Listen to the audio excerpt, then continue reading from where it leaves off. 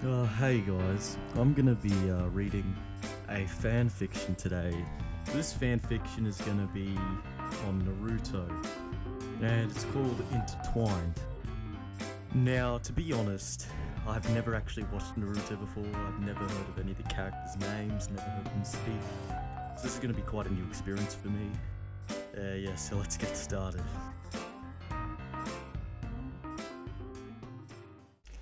So this is Intertwined, uploaded by Red Skeeks. He hears the kid before he sees him. Obito tosses away the severed arm and hears a thud mutely behind him as he turns to seek the source of the rustling. He isn't on high alert. The sound is too small to be a part of the threat, and the chakra sign is, at best, of a recent academy graduate.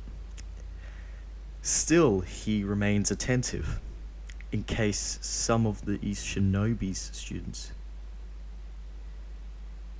The kid that comes peering out, wide-eyed, is not of Konoha. Instead, on his forehead lies an Iwagakure protector. The child wears nothing but a simple robe, not unlike his own, and has a long mane of golden hair. He carries a messenger bag on his shoulder.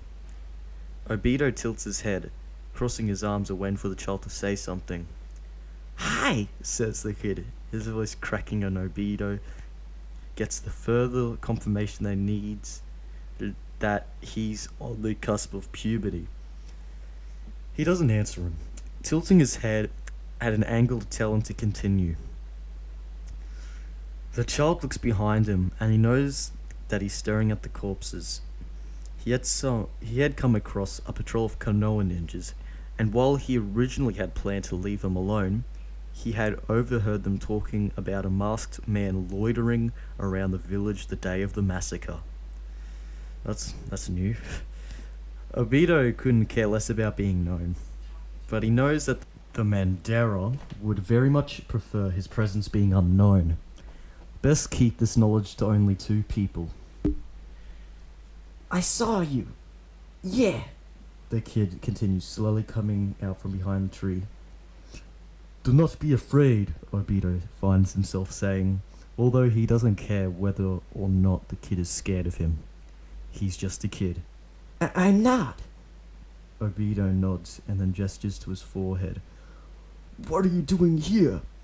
It's a way away from your village, kid," Obito says. The kid raises a hand to touch his forehead protector, slim fingers scraping against the rough metal. Gosh, it sounds like a high school essay, damn it. "I left the place, He proudly says, puffing out his chest and trying to look as tough as a 12-year-old can look without coming off as cute. It's holding me back from my true potential. Yeah, so I'll have to find a better way to improve myself." Grade A anime writing there. A strange feeling bubbles inside of Obito's chest, but he keeps quiet about it. He nods saggily, though he somehow doubts that the kid can do much improving on his own, no matter what kind of prodigy he may be. "It's dangerous to be out there on your own," Obito says, nodding towards the lifeless bodies that lay on the grass. They were easy enough to dispatch since he had the element of surprise. "Yeah," the kid says, and Obito finds it strange to be so readily agree with someone like that. "That's why I wanted to know if you're willing to take me in." Obito stands there dumb for a while, before the child's words register. "What?" "Take me in," the kid says. "I saw the whole thing, you know? I saw how you're in a tree, then bam! You're on top of them, ripping their heads off. It was so fast and cool." So this kid is a weirdo. He cannot find anyone who is remotely normal around here. This isn't something to be proud of," he says grim. "But it shows how fleeting life is." "Fleeting?" Obito echoes. "Yeah, fleeting, The kid reaches into his messenger bag, digging around. The action seems harmless enough, but Obito keeps his guard high. It is until he sees the child take out a wad of clay that he relaxes once more. "Look," he says, but he just stands there looking very confused. Obito is patient, though. He doesn't have much left in the world, but a lot of time on his hands. It takes him a while to realize that the kid isn't just standing there.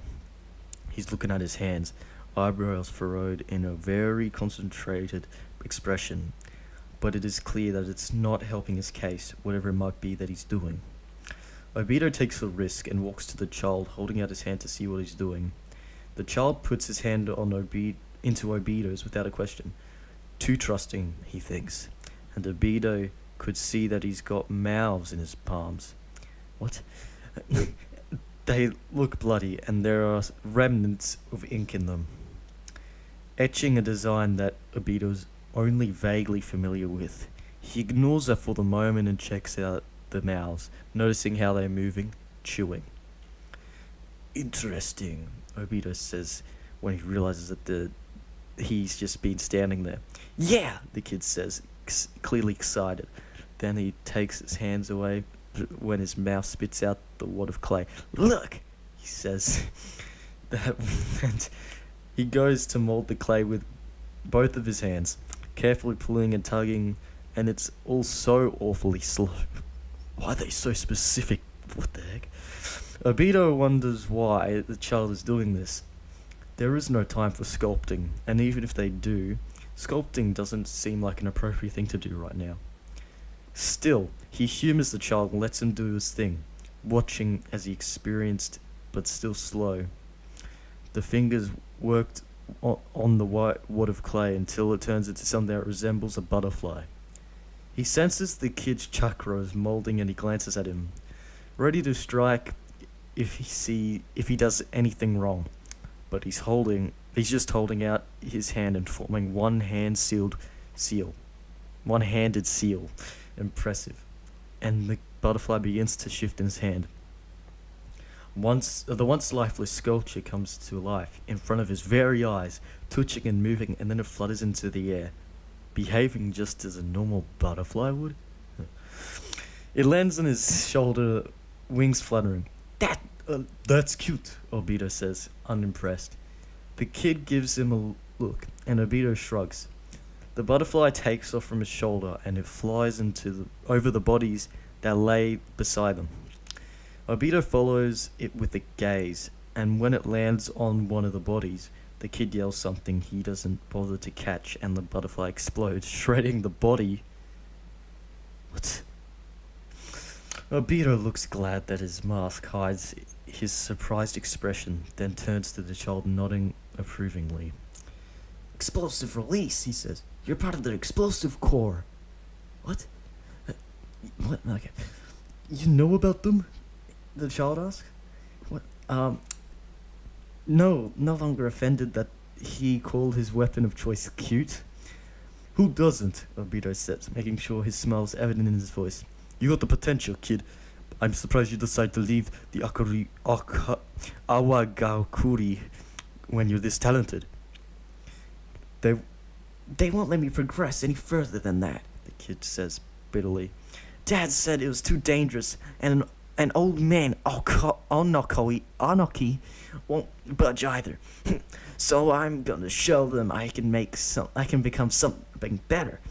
I'm gonna show all of them. Yeah. Obito nods, reaching out to the child's hand in his vantage one.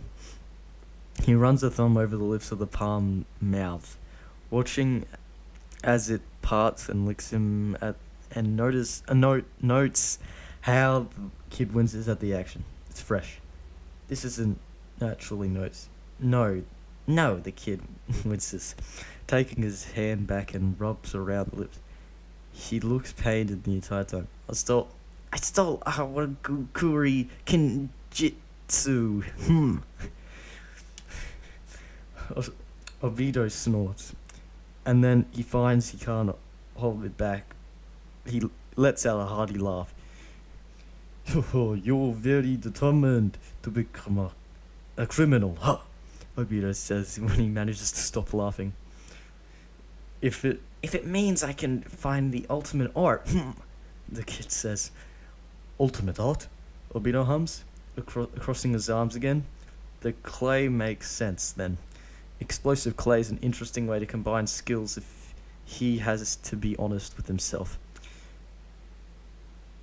You're very interesting, kiddo. I give you that. The kid seems to preen at the compliment. What's your name? What's your name? Deidara. Alright, Deidara. Obito laughs, reaching out to tussle his hair. I wish you luck in the journey of finding your ultimate art, and I hope to hear about you in a few years and see you in the bingo books, wreaking havoc wherever you might be. He thinks Deidara can. With a passion and talent like that, there's no doubt that the kid would become some kind of bomber, tossing innocent-looking sculptures at people, only to have it literally blow up in front of their faces. He takes note of Deidara's excited expression and turns to leave, hearing a small gasp when he does. Wait! Deidara calls out. Little feet pattering against the grass floor, and then he feels equally as tiny hands grasp at his rope. Are you not gonna take me in, yeah? Take you in? Obito repeats, reaching to untangle Deidara's hand from his robe. I can't take you in, boy. We're strangers. But I need a mentor, Deidara says. And you seem to be okay with killing people. Which means you aren't like my dad and the old man Akan Anaki. Obito winces at that, glancing at the bodies once more. Doesn't mean I'm okay with teaching you, he says, firmly putting Deidara's hands back by his side. He kneels down at holding the child in place. Listen, kid, I respect your choice in choosing such a violent way to express your art, but you can't follow me. I do dangerous things a child should never be involved in. Deidara tilts his head. That's so cool, he says, instead of realizing the weight of Obito's situation. Secrets, Are you in trouble? Is that why you wear a mask? Obito sighs, standing up and putting his hand on Deidara's head. No, he says, but he doesn't go any further. Kid, please go home, go to your own and let your experiences. Get your own experiences. It is the only genuine way you can make your own art. Deidara seems to consider his words for a second, and Obito is ready to breathe out a sigh of relief. But then the kid pipes up. But I'm a kid. You said it yourself. He says, that means I can't take care of myself yet, So I need a capable adult to do that for me. He suddenly feels exhausted. That's not what I mean when I call you a kid, Deidara. If you had the ability to steal the Kenjutsu and survive after using it, I'm sure you can take care of yourself and grow up to be a dangerous missing nin on your own now. Then, when Obito lets go of his head, Deidara doesn't seem to make an effort to move, nodding to himself. He turns to leave again. He manages to take 5 steps in the opposite directions before a set of tiny footsteps echo his. Deidara, Obito warns. Please? Comes Deidara's voice now behind him, feels the weight pressing up against his back and slim arms wrap against his torso. Obito untangles Deidara's grip. No means no, Deidara, Obito says. I can make more sculptures, not just butterflies, yeah? I can make spiders and centipedes. Deidara, I'm not concerned about what you can make. I am not looking for an apprentice or a follower. I've got one already. But I've been alone for 2 days now, Deidara says, sounding pitiful. And you seem to be doing alright. I haven't had anything to eat. Obito pauses. Out of the corner of his eye, he sees Zetsu emerge from the ground, signaling to him. Obito calls him off. Zetsu disappears. I'm very hungry, Deidara says. Obito sighs. Lunch, Obito says.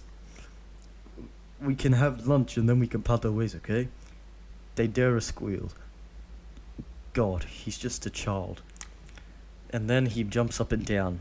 The way he acts does not strike Obito as a hardened thief who stole Iwakari Kenjutsu, or someone who would be able to take care of himself on his own, explosive release or not. Obito pushes all those thoughts away before they manifest into something even more dangerous. He lets Deidara climb onto his back and bury his face in his long hair. He reaches behind her to support Deidara and begins to head to the nearest village. As he walks, He notices Daedara is very dirty, and there's a lot of dirt and grime in his hands, and the rest of him isn't looking any better. He carries a certain smell. While not unpleasant, it's still pungent enough to alert some of his presence. Then it strikes him the kid must have left the village without carrying any money. It does make sense. He's only 12, and if he's right, his dad must be strict enough to not let him carry anything more than the lunch is worth. Anything he packed must be gone, because the only thing that Daedara comes with him is a pouch of clay. That clay must mean a lot to him. They aren't even halfway before he hears Daedara's soft snores. He sighs to himself, but he does nonetheless feel a little bit of proud of himself. It's the little axe, he supposes. When they reach the village, Obito ignores the way the other darts get out of his way. He makes a beeline towards the nearest restaurant, looking over the menu before deciding that it's good enough and asks for a table of 2. The waitress looks at him with a bemused expression, then leads him inside, gesturing to a table near the middle of the restaurant. "Daedara," Obito says, jostling his shoulder to wake up the child. Daedara mumbles, nuzzling his face further into his hair. "Wake up," he says. "Lunch." Fluffy, Daedara mumbles. "Food," Obito responds. Daedara pushes himself away from his hair. He should cut it soon. Then he looks around. It takes him a few moments, but then he is jumping, wriggling into Obito's grasp. Obito bends down to let him off his back. He tucks him and orders Daedara to sit down and behave before he takes his seat. "Would you like a kid's menu, sir?" The hostess says, coming back with 2 cups of hot tea. "Would you?" Obito directs the question to Daedara. "No!" Daedara bounces in his seat. Obito sighs at the childish display. The hostess offers him a smile, and then gestures to the other end of the wall, where there is a menu printed on. "Pick whatever you want," Obito says. Daedara seems excited. Obito doesn't need to eat, so he decides on only getting a small snack. It takes Daedara a while before he settles on a bowl of ramen with 2 side dishes. It feels like too big of a meal for someone to eat after 2 days of starvation. But since Daedara is still growing, he brushes that aside and waves the hostess back. She's the only one working right now, it seems. "I would appreciate a plate of dango," he tells the hostess, who nods along to his word. "He would like a bowl of ramen with udon and miso soup." He pauses, glancing at the menu once more, and give me the bakun roll too." The hostess nods. "Will that be all?" "Yes." The hostess nods again and heads towards the kitchen. Obito reaches out for his tea, holding the cup and letting it warm in his hands as he watches Daedara. "You tired?" he asks. "A bit," Daedara says. Obito nods. Daedara reaches for his cup of tea and takes a tentative sip, wincing when it scalds his tongue. Obito watches him with a passive expression. He must have had a really hard time finding a safe place to sleep. Obito brings the cup closer to him, but he still doesn't take a sip from it. Why do you wear a face mask?" Daedara suddenly asks. "To hide my face," Obito responds. "Stupid." "Why do you hide your face?" "So that others won't be able to see it." "Why don't you want others to see it?" "Because I want my identity to be hidden." "Why do you want your identity to be hidden?" "Because I don't want it to be known."